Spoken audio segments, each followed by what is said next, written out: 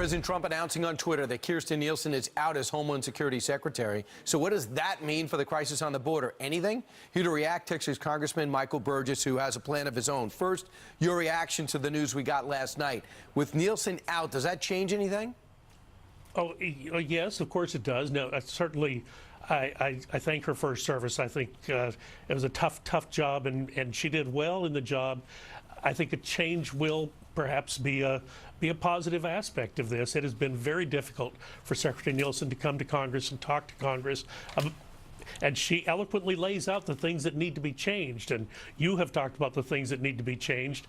But unfortunately, when she gets into those congressional hearings, no one is listening to her. They're talking past each other on childhood separations. Look, the border needs to be secured. That's the job of the Homeland Security Secretary. So I'm hopeful that the acting secretary will be able to lay that job up before the members of Congress. And we've got to get something done. Right. And that you're actually doing something instead of just saying it. You're reintroducing H.R. 2049. What does that mean? Well, this bill is a bill that I'd introduced before in 2014 when it was predominantly the unaccompanied minors that were coming across. I recognize that it was costing the taxpayer quite a lot to keep kids in shelters for 30 to 60 days until they could be placed with families in this country. Well, deduct that amount of money from the foreign aid that's going back to the host country or the originating country. So the calculation then was $15,000.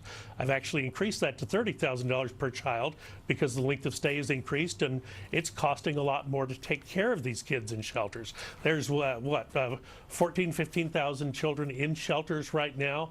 The taxpayer's footing the bill for that. Makes no sense then to ask the taxpayer to send money back to the home country in foreign aid. Those countries need to step up. They need to do the job.